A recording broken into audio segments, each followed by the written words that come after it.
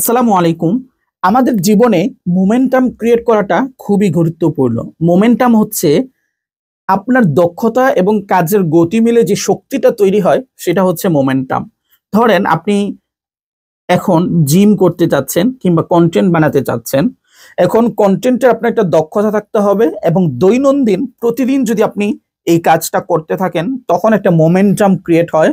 এই মোমেন্টামটা যখন ক্রিয়েট হয়ে যায় তখন কিন্তু আপনি অপ্রতিরোধ্য হয়ে ওঠেন, আপনাকে কেউ থামাতে পারে না। আর আমাদের ব্যক্তিগত জীবনে যারা ব্যবসা করছি কিংবা যাই করছি না কেন, আমাদের কাজের মধ্যে মোমেন্টাম ক্রিয়েট করার জন্য আপনারা কিন্তু কোচ কাঞ্চন স্যারের এই বইটা পড়তে পারেন। বইয়ের নামটা হচ্ছে ব্রেন ব্যালেন্স, ব্যাংক ব্যালেন্স। অর্থাৎ এই বইটার মধ্যে কোচ কাঞ্চন স্যার দেখানো করেছেন আপনি যাই করেন না কেন সবকিছুই কিন্তু হচ্ছে আপনার ব্রেনের খেলা। আপনার ব্রেন যদি কাজ করে আপনি ধনী হতে পারবেন। আপনার ব্রেন যদি কাজ না করে, দুর্বলের মতো চিন্তা করে, গরিবদের মতো চিন্তা করে, লো কোয়ালিটির চিন্তা করে, আপনি কিন্তু কখনোই হাই কোয়ালিটির কাজ করতে পারবেন না। আপনার ব্রেন যদি হাই কোয়ালিটির চিন্তা করে, হাই কোয়ালিটির ভিজুয়ালাইজেশন দেখতে পারে, তাহলে আপনি নিজেও কিন্তু হাই কোয়ালিটির কাজ করতে পারেন। এই বইতে বেশ কয়েকটা অধ্যায় আমার ভালো লেগেছে, আপনাদের দেখাচ্ছি।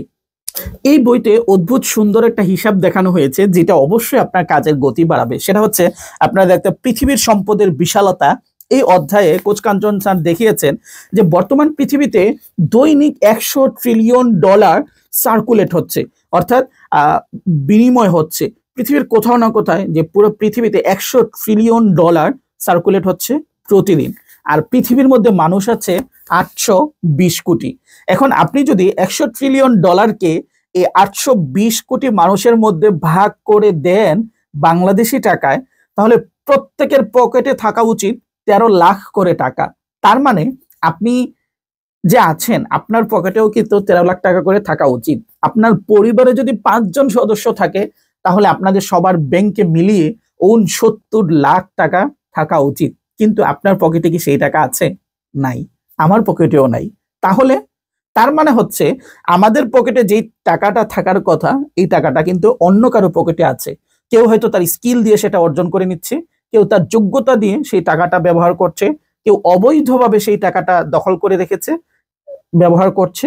সুতরাং আপনার যতটুকু প্রাপ্য, সাম্যের যতটুকু আপনি পেতে চান সেটা পাওয়ার জন্য কিন্তু আপনাকে অবশ্যই কাজ করতে হবে। Her brain balance bank balance বইতে এই জিনিসটাই দেখানো হয়েছে। এই বইতে আরেকটা ইন্টারেস্টিং তথ্য পেয়েছি, অদৃশ্য বাস্তবতা ম্যাজিকের শুরু এখানেই। এই বইটাতে লেখক দেখিয়েছেন যে আমরা পৃথিবীতে যা কিছু দেখি, অনেক সময় আমরা যখন কয়েকটা দেশ ঘুরে ফেলি কিংবা বাংলাদেশের বিভিন্ন জেলাতে যাই আমরা বলি অনেক কিছু দেখে ফেলেছি, কিন্তু আসলেই কি তাই? এখানে লেখক দেখিয়েছেন যে আমরা যাই দেখি পৃথিবীতে আমাদের চোখের বাস্তবতা যেটা আছে সেটার মাত্র 0.0035% দেখতে পাই। অর্থাৎ এই পৃথিবীতে যা কিছু আছে তার মধ্যে মাত্র 0.0035% দেখতে পাই। অর্থাৎ একটা উদাহরণ দিয়ে যদি আপনাকে বুঝাই, ধরেন আপনার সামনে একটা ম্যাপ আছে। এই ম্যাপটা হচ্ছে পুরো পৃথিবীর 0.0035%-এর একটা ম্যাপ। সুতরাং ওই ম্যাপটা দেখে যদি আপনি মনে করেন যে আপনি পুরো পৃথিবীটা দেখেছেন, তাহলে কিন্তু আসলে আপনাকে বোকা বলতেই হবে। ঠিক তেমনি পুরো পৃথিবীর মধ্যে আমরা যেটা দেখতেছি আমাদের চোখ দিয়ে, সেটা মাত্র 0.0035%। কতটা ক্ষুদ্র এক সংখ্যা, তাই না? আমরা দেখি না, কিন্তু তার চেয়ে আরো অনেক বেশি। এই যে দেখতে পাচ্ছেন লেখক বলেছেন 99.9965% অংশ কিন্তু আমরা দেখতেই পাই না পৃথিবীর মধ্যে। তাহলে আমরা অধিকাংশ জিনিসটাই কিন্তু দেখতে পাচ্ছি না। তাহলে যেই জিনিসটা দেখতে পাচ্ছি না সেখানে কিন্তু ওভার সম্ভাবনা লুকিয়ে আছে, অবারিত সম্ভাবনা সেখানে লুকিয়ে আছে। সেই জিনিসগুলো আপনি কিভাবে বের করবেন? লেখক বলেছেন যে আমাদের এই চর্ম চোখ দিয়ে কিন্তু আসলে সেই সম্ভাবনাটাকে আপনি বের করতে পারবেন না। সেই সম্ভাবনাটাকে যদি আপনি বের করতে চান, সেই সম্ভাবনাটা যদি আপনি নিজে পেতে চান, তাহলে অবশ্যই আপনাকে মন ব্যবহার করতে হবে।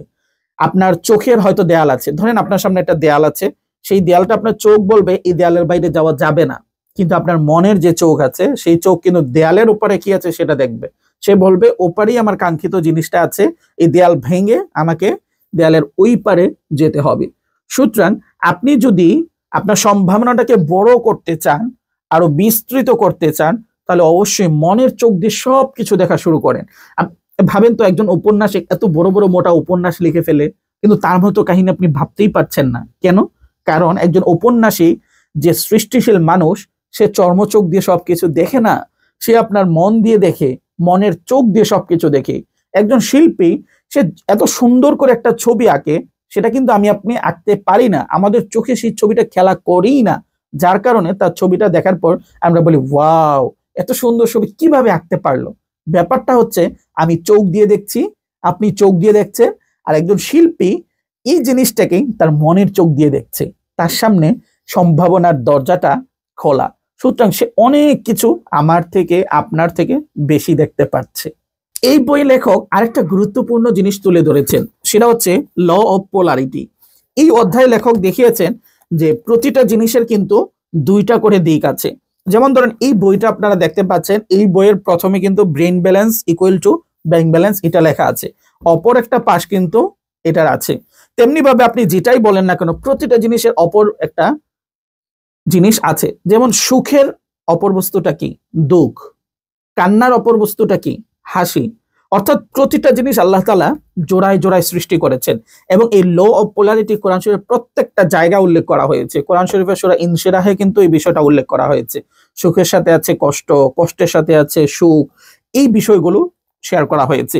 তো লেখক ল অফ পোলারিটির মাধ্যমে প্রমাণ করার চেষ্টা করেছেন, তিনি দেখিয়েছেন যে আপনার জীবনে এখন হয়তোবা কষ্ট আছে, হয়তোবা এখন আপনি দারিদ্র্যে ভুগছেন, হয়তোবা এখন আপনি সংকটে আছেন, তার মানে এই না যে আপনার পুরো জীবন জুড়ে কেবল কষ্ট, দারিদ্র্য, দুঃখ। বরং প্রতিটা জিনিসেরই যেহেতু একটা অপোজিট জিনিস আছে, সেটা কিন্তু অবশ্যই আপনার জীবনেও আছে। আপনি এখন সমস্যায় আছেন, তার মানে এই না আপনার পুরো জীবন সমস্যায় কাটবে, বরং আপনি একটু চেষ্টা করলেই কিন্তু সেই সমস্যার ওপাশে কিন্তু আরেকটা পিঠ আছে, সেটা হচ্ছে প্রবলেম, সলিউশন। সেই সলিউশনটা আপনি দেখতে পারেন। আপনার সামনে এখন দুঃখ আছে, কিন্তু অপর পৃষ্ঠাই কিন্তু আছে সুখ। সুতরাং আপনি যেখানেই প্রবলেমে পড়ছেন, হতাশ হবার কারণ নেই, কারণ কিছুক্ষণ পরে অপোজিট সাইডেই কিন্তু আপনার সুখ আছে, সলিউশন আছে, সফলতা আছে। আপনি হয়তো এখন বারবার ব্যর্থ হচ্ছেন, কিন্তু তার অপোজিটেই কিন্তু সাকসেসও আছে। সুতরাং হতাশ না হয়ে সেই জিনিসটাকে আপনাকে খুঁজতে হবে। এই বইয়ে লেখক আরেকটা গুরুত্বপূর্ণ জিনিস দেখিয়েছেন, সেটা হচ্ছে সেট পয়েন্ট। এই যে সেট পয়েন্ট আপনার জীবনের অদৃশ্য সীমা। অর্থাৎ লেখক এখানে দেখানো শুরু করেছেন, সেট পয়েন্ট হচ্ছে আপনার একটা চিন্তা, বিশ্বাস, মানসিক একটা সীমানা। অর্থাৎ যেমন ধরেন, আপনি ভাবলেন আজকে আপনি 100 মিটার হাঁটবেন, তার মানে আপনি আপনার মনের মধ্যে একটা সেট পয়েন্ট ঠিক করেছেন, আপনি 100 মিটার যাবেন। কেউ আজকে ভাবলো যে আজকে আমি 200 মিটার দৌড়াবো, তার মানে সে তার মনের মধ্যে এটা সেট পয়েন্ট নির্ধারণ করেছে, সে আজকে 200 মিটার দৌড়াবে। এই যে সেট পয়েন্ট মানুষের জীবনে, এই সেট পয়েন্টটা খুবই কার্যকর। অর্থাৎ মানুষ তার সেট পয়েন্ট যতটা উপরে তুলতে পারে, তার সফলতা কিন্তু ততটা উপরে ওঠে, সে নিজে ততটা উপরে উঠতে পারে।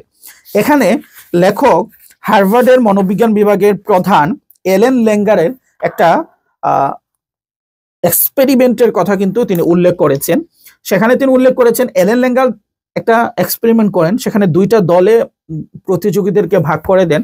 যেমন এক দলে 10 জন, আরেক দলে 10 জন। প্রথম দলকে বলে দেন তোমরা 100টা জাম্প দিবে এবং কখন ক্লান্ত হচ্ছে সেটা আমাকে জানাবে, এবং দ্বিতীয় দলকেও তিনি বলেন তোমরা 200 জাম্প দিবে, কখন ক্লান্ত হচ্ছে সেটা আমাকে জানাবে। দেখা গেল তিনি যাদেরকে 100 জাম্প দিতে বলছেন, তারা কিন্তু 70টা জাম্প দেওয়ার পরে তারা ক্লান্ত হয়ে পড়ছে। আর যাদেরকে 200টা জাম্প দিতে বলেছেন, তারা 140টা জাম্প দেওয়ার পরে ক্লান্ত হচ্ছে, তার মানে ডবল। অর্থাৎ এখানে এলেন ল্যাঙ্গার দেখিয়েছেন এই প্রমাণের মাধ্যমে যে যারা 100 পয়েন্ট সেট পয়েন্ট নির্ধারণ করেছে, তারা কিন্তু তার কাছাকাছি গিয়েছে, 70 পর্যন্ত গিয়ে ক্লান্ত হয়েছে। আর যারা 200 পর্যন্ত সেট পয়েন্ট নির্ধারণ করেছে, তারা কিন্তু 140টা পর্যন্ত যেতে পেরেছে। কারণ সেট পয়েন্ট শুধু আপনার মানসিক চিন্তা না, সেট পয়েন্ট যখন আপনি নির্ধারণ করেন, অটোমেটিকলি সেটা আপনার শারীরিক শক্তিটাকেও বৃদ্ধি করে। সুতরাং জীবনে যদি সফল হতে চান, সেট পয়েন্টটাকে আপনাকে বাড়াতে হবে। সেট পয়েন্ট যত বাড়াতে পারবেন, আপনি তত উপরে উঠতে পারবেন। লেখক কিন্তু এই বইয়ের মধ্যে ব্রেনের খেলা নিয়ে দারুণ একটা অধ্যায় লিখেছেন, সেটা হচ্ছে ব্রেনের খেলা কে চালাচ্ছে আপনার জীবন। এই অধ্যায়ে লেখক দেখিয়েছেন আমাদের মস্তিষ্কের মধ্যে 3 ধরনের ব্রেন কাজ করে। এক সেজ ব্রেন, যেই ব্রেনটা একটু যুক্তিবাদী এবং আপনাকে সবসময় সলিউশনের দিকে আপনাকে ধাবিত করবে। যেমন ধরেন আপনার চারপাশে এখন অনেক সমস্যা, অন্ধকার, আপনি অনেক মানে একদম হ্যাং হয়ে আছেন, কিছু বুঝতে পারছেন না কি করবেন, তখন এই সেজ ব্রেইনটা আপনাকে পথ দেখাবে। সে বলবে তুমি পারবে, আপনাকে সাহস দিবে এবং আপনাকে বিভিন্নভাবে পথ দেখাবে, বিভিন্ন সম্ভাবনার জিনিসগুলো আপনাকে দেখাবে। এটা হচ্ছে সেজ ব্রেইন। এখন আমরা যদি সেজ ব্রেইনটাকে কাজে লাগাতে চাই, তখন কিন্তু আপনাকে কিছু কাজ করতে হবে। যেমন আপনি যদি নিয়মিত বই পড়েন, তখন আপনার এই সেজ ব্রেইনটা অ্যাক্টিভ হয়। আপনি যখন আপনার কাজে নিয়মিত চ্যালেঞ্জ নেন, তখন এই সেজ ব্রেইনটা অ্যাক্টিভ হয়। আপনি যখন নিয়মিত নতুন নতুন চিন্তা চর্চা করেন, নতুন নতুন করে ভাবেন, তখন কিন্তু আপনার সেজ ব্রেইনটা অ্যাক্টিভ হয়। এই কাজগুলো করার কারণে আপনার সেজ ব্রেইনটা কিন্তু অ্যাক্টিভ হবে। আর সেজ ব্রেইনটা যখন আপনার অ্যাক্টিভ হবে, তখন কোনো বিপদকে আপনার আসলে বিপদ মনে হবে না। দ্বিতীয় নম্বর যে ব্রেনটার কথা লেখক এখানে বলেছেন, সেটা হচ্ছে মাঙ্কি ব্রেন। এই ব্রেনটা হচ্ছে বান্দর ব্রেন। অর্থাৎ বান্দর যেমন তেরেং বেরেং করে, ঠিক তেমনি আপনার এই ব্রেনটাও কিন্তু আপনাকে ডিস্ট্রাকশনে ফেলানোর ট্রাই করে। যেমন আপনার পাশে একটা মোবাইল রেখেছেন, এই মোবাইলটাতে টুং করে একটা নোটিফিকেশন এলো, তখন এই ব্রেনটা আপনাকে প্ররোচনা দিবে নোটিফিকেশনটা দেখার জন্য। আর যেই আপনি নোটিফিকেশন দেখতে গিয়েছেন, তখন কোন দিক দিয়ে যে আপনার ঘন্টা পার হয়ে যাবে আপনি কল্পনাও করতে পারবেন না। সো এই মাঙ্কি ব্রেনের ডাকে আপনাকে কখনোই সাড়া দেওয়া যাবে না। তৃতীয় নম্বর যে ব্রেনটার কথা লেখক উল্লেখ করেছেন, সেটা হচ্ছে রোবোটিক ব্রেন, রোবট ব্রেন। এই যে রোবট ব্রেন, এই ব্রেনটার কাজ হচ্ছে কোনো একটা কাজকে অভ্যাসে পরিণত করা এবং সেটাকে অটোমেটিক করে ফেলা। লাইক ধরেন আপনি প্রতিদিন সকালে উঠে জিম করেন, প্রতিদিন সকালে উঠে হাঁটেন, কিংবা প্রতিদিন আপনি 10 পৃষ্ঠা করে বই পড়েন। আপনি যখন টানা 40 দিন একটা কাজ করবেন, সেটা কিন্তু আপনার অভ্যাসে প্রমাণিত হবে, অভ্যাসে পরিণত হবে। সুতরাং এই ব্রেন, রোবট ব্রেনটাকে যদি আপনি কাজে লাগাতে পারেন, আপনার গুরুত্বপূর্ণ কাজগুলো নিয়মিত করে আপনি যদি এই রোবট ব্রেনটাকে অভ্যস্ত করে ফেলতে পারেন, তখন কিন্তু আপনার সফলতা আপনার আরো কাছে আসবে, আপনার কাজগুলো আরো সহজে আপনি করতে পারবেন। আমি মনে করি প্রত্যেকটা মানুষের জন্য এই বইটা খুবই গুরুত্বপূর্ণ একটা বই। দারুণ কিছু ইনসাইট, দারুণ কিছু এক্সপেরিমেন্ট, দারুণ কিছু গল্প আপনি এখানে পাবেন, যেটা আপনার দেখার চোখ বদলে দিবে, মনের চোখ বড় করে দিবে, সম্ভাবনার দরজা খুলে দিবে।